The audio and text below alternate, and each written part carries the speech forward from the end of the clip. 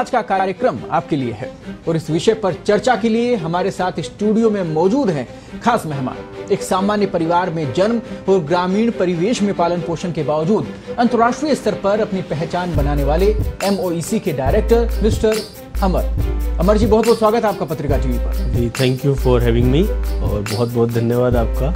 जी, चर्चा की शुरुआत करते हैं। आज का ये जो पूरा विषय है बेहद महत्वपूर्ण है आपके लिए, आपके भविष्य के लिए। आमतौर पर आपने सुना होगा कि बहुत से बच्चों का ख्वाब होता है, उनके माँ बाप का ख्वाब होता है कि उनके बच्चे विदेश में जाकर पढ़ाई कर पाएं, उन नामी यूनिवर्सिटीज तक पहुंच पाएं जिनको आज तक वो देखते सुनते आए। सबसे बड़ी दिक्कत आती है, कोई समझाने वाला नहीं होता फील्ड के अंदर कि आखिरकार ये जो स्टूडेंट्स है वो अपनी मंजिल तक पहुंचे कैसे।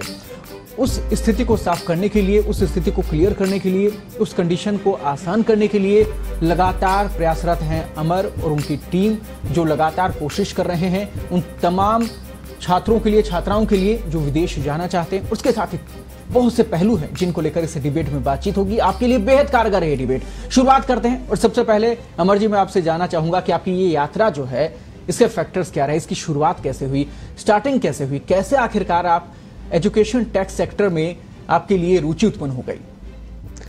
जी कृपाशंकर जी, सबसे पहले तो बहुत बहुत धन्यवाद आपका इस शो में मेरे को बातचीत के लिए बुलाने के लिए और जो हमारा विज़न है उसको और आगे तक पहुंचाने के लिए।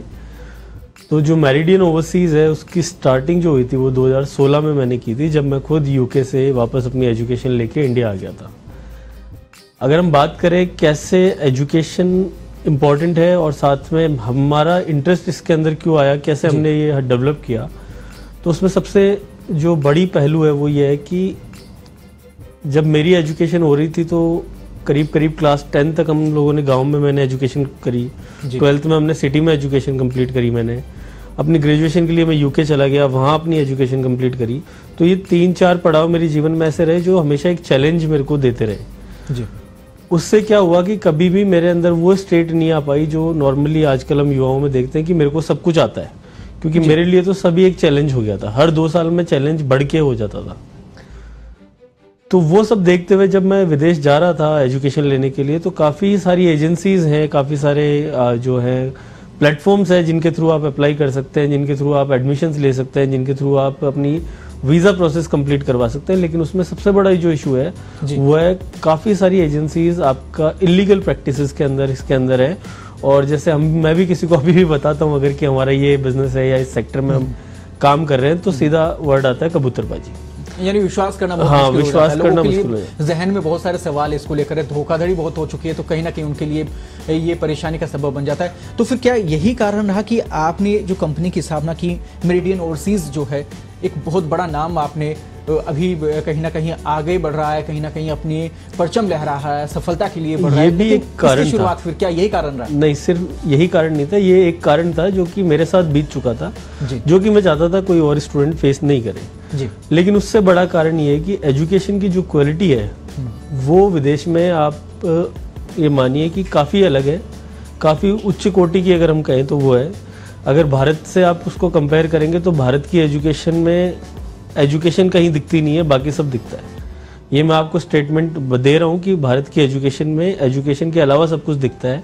इससे मेरा मतलब है कि जो एजुकेशन की क्वालिटी है, जो फ्रेमवर्क्स हैं, जो मॉडल्स हैं जिनके ऊपर हमारी एजुकेशन डिलीवर हो रही है, वो सारे खोखले हैं। अंदर से अगर आप उनको जाके देखेंगे तो उसके अंदर कहीं भी आपको एजुकेशन जैसी क्वालिटी कहीं निकल के नहीं आएगी। कहीं बच्चा आपको डिबेट करता हुआ नहीं मिलेगा कि यार मैं फर्स्ट ईयर में या सेकंड ईयर में एजुकेशन ले रहा हूँ, मेरे ये 4 मॉड्यूल्स है, इसमें मेरे को ये प्रॉब्लम फेस हो रही है, कैसे हम इसको और इम्प्रूव कर सकते हैं, कैसे जो थ्योरीज ऑलरेडी एस्टेब्लिश है किसी भी चैप्टर को लेके या किसी भी टॉपिक को लेके, जो ऑलरेडी थ्योरीज एस्टेब्लिश हो चुकी हैं, जो ऑलरेडी कॉन्सेप्ट एस्टेब्लिश हो चुके हैं, उनको हम चैलेंज कैसे करें, ऐसे हमारे युवा डिबेट करते हुए नहीं दिखते। उसका रीज़न सबसे बड़ा ये है कि जो हमारा एजुकेशन सिस्टम है, जो एजुकेशन मेथड है, वो आपको कम्प्लीटली अगर आप देखोगे उसको तो वो hammered upon the past experience. जितना भी पास्ट में लिखा गया है उसको बस आप लिख के आ जाओ अपने पेपर पे, वो हमारी एजुकेशन सिस्टम रह गई है। उसमें रिसर्च का, उसमें क्रिएटिविटी का, उसमें सृजनात्मकता का कहीं पे भी स्कोप नहीं है। तो मेरा ये विजन था कि कैसे जो मैंने एजुकेशन पाई है वो एजुकेशन हमारे बाकी स्टूडेंट्स को कैसे मिले। तो जब हम इसको एक्सप्लोर कर रहे थे तो हमें पता लगा कि इटली, यूरोप में कई सारी ऐसी कंट्रीज हैं जो फ्री एजुकेशन प्रोवाइड कर रही है। यूके में मैंने एजुकेशन करी, वहाँ पे भी इतना एक्सपेंसिव नहीं है, काफ़ी मिडिल क्लास फैमिलीज जो है वो अफोर्ड कर सकती हैं। बैंक्स आपको अनसिक्योर्ड लोन दे रहे हैं अगर आप फॉरेन में जाते हैं एजुकेशन करने, लेकिन अगर आप इंडिया में एजुकेशन लेते हैं तो आपको सिक्योर्ड लोन की जरूरत पड़ती है।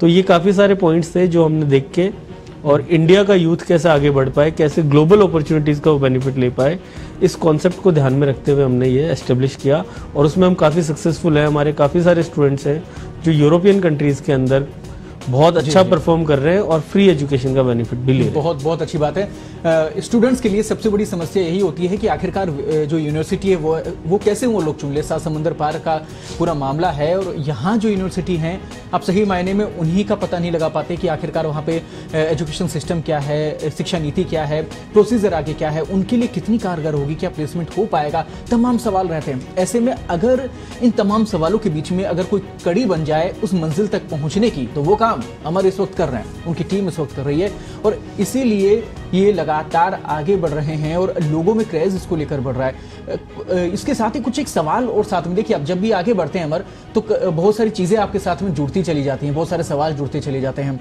अभी लोगों को लगता है कि आर्टिफिशियल इंटेलिजेंस जो है, एआई जो है, उसको लेकर भी जो आने वाला जो समय रहेगा वो बेरोजगारी बढ़ा देगा, लोगों के लिए परेशानी और बढ़ा देगा, जबकि हम टेक्नोलॉजी के लिए और बढ़ रहे हैं। तो ये डिफरेंस क्यों है लोगों की सोच में? देखिए, इसका भी जो रिलेशन है वो हमारे एजुकेशन सिस्टम से ही है। अगर आप इसको देखोगे तो हम हमेशा डरे हुए लोग हैं। हमारा जो एजुकेशन सिस्टम है वो हमारे को डर पैदा करता है, इसके अलावा खास क्रिएटिविटी जैसे मैंने आपको बोला वो नहीं देता। एआई जैसे जैसे आ रहा है तो एआई में भी आपको यही इश्यूज फेस करने को मिलेंगे कि जो डरी हुई कम्युनिटी है वर्क की, जो वर्क फोर्स है, वो अगर डरा हुआ है आपका तो वो नई टेक्नोलॉजी आते ही डर जाएगा। जैसे मैं हमेशा कहता हूँ कि ट्रैक्टर आने से पहले सारे किसान डर गए थे कि ये जो मशीन आएगी इसके बाद में किसानों का काम खत्म हो जाएगा। आज हम एक शताब्दी आगे आ गए, आज एआई आ रही है तो सबको लग रहा है कि हमारी जॉब्स चली जाएंगी। आपकी जॉब्स कोई भी मशीन कभी भी नहीं ले सकती है अगर आप अपने आप पे काम करोगे। बिल्कुल सही। आप एआई को कैसे बेस्ट यूज कर सकते हो, इसको मैं एज ए अपॉर्चुनिटी देखता हूँ, एज ए वर्क फोर्स खत्म करने का जरिया नहीं है। ये हमें और कंफर्ट की तरफ लेके जाएगा। आज अगर हम फूड डिलीवरी एप्स आई हैं, आज अगर कुछ भी हमारे पास टेक्नोलॉजी आई है, तो हम ये कह सकते हैं कि अब आपको खाना खाने रेस्टोरेंट नहीं जाना पड़ता, आपके घर आ जाता है।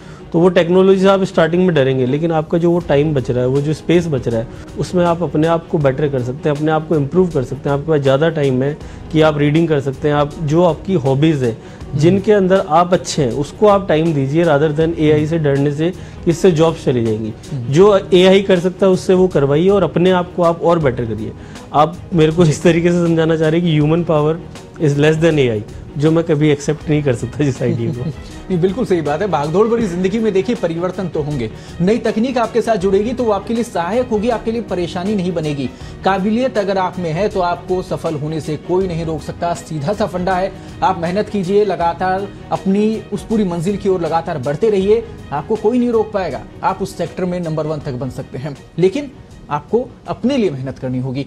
ऐसा ही इनकी टीम भी लगातार समझा रही है। एक और सवाल मैं इसमें लेना चाहूंगा अमर, आपको विदेश में शिक्षा के बारे में सोशल मीडिया बनाने की जो प्रेरणा थी वो आखिरकार कहां से मिली? आपने इतने बड़े दर्शकों को आकर्षित किया है, इतने बड़े मंच तक आप लेकर गए हैं, आखिरकार मैनेजमेंट कर कैसे रहे?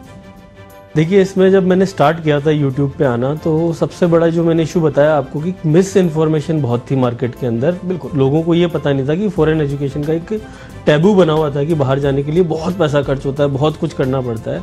तो मैंने ये लीड लिया और जिस टाइम मैंने यूट्यूब शुरू किया था उस टाइम पे इस चीज़ के अंदर ज़्यादा इन्फॉर्मेशन अवेलेबल नहीं थी। तो करीब करीब हमारे 15 मिलियन व्यूअर्स हैं जो यूट्यूब पे मेरी इन्फॉर्मेशन देख चुके हैं। 7 या 8 से ज़्यादा प्लेटफॉर्म्स हमारे हैं जिनके ऊपर हम कंटिन्यूसली इन्फॉर्मेशन देते हैं ताकि बच्चा अवेयर रहे कि बाहर जाने के टाइम पे उसको क्या क्या चीज़ों पे फोकस करना है। और सोशल मीडिया के अंदर अगर हमने काम किया है तो वो इन्फॉर्मेशन देने के लिए किया है, ना कि हमारी रीच बढ़ाने के लिए, या ये सब हमारे पॉइंटर्स नहीं थे। हमारी मेन मकसद था कि बच्चे को कंप्लीट इन्फॉर्मेशन मिले। आज भी अगर आप यूट्यूब पे देखेंगे कि यूके में एडमिशन कैसे होता है, इटली में कैसे होता है, कैसे ऑफर लेटर आते हैं, कैसे वीज़ा फाइल होते हैं, तो आपकी पूरी इन्फॉर्मेशन आपको मेरे खुद के वर्ड्स में मिलेगी। 5 साल से हमने लगातार करीबन 1000 से ऊपर वीडियोस अपलोड करे जिनके ऊपर कंप्लीट फ्री इन्फॉर्मेशन है। तो इस सोशल मीडिया का काफ़ी इम्पैक्ट रहता है और उसके ऊपर हमने काफ़ी काम किया है। और साथ में अभी अब जो नया हम वर्जन स्टार्ट कर रहे हैं वो ये है कि कैसे आप अपनी लाइफ को और बेटर कर सकते हैं, कौन से ऐसे फैक्टर्स हैं जिनको अगर आप फॉलो करेंगे, कौन से ऐसे प्रिंसिपल्स हैं जिनको अगर आप फॉलो करोगे तो जीत आपकी ही है। बहुत अच्छी बात है। बिल्कुल, आप लगातार चलते रहिए। अमर जैसा कह रहे हैं, जीत आपकी होगी, बस एक मार्गदर्शन की जरूरत है, तो उसकी बिल्कुल अब आप फिक्र छोड़ दीजिए, क्योंकि अमर और उनकी टीम बैठे हैं मार्गदर्शन के लिए। आपको लगातार गाइड वो करते रहेंगे और साथ ही विदेश में पढ़ाई का जो आपका सपना है वो भी जरूर पूरा हो पाएगा।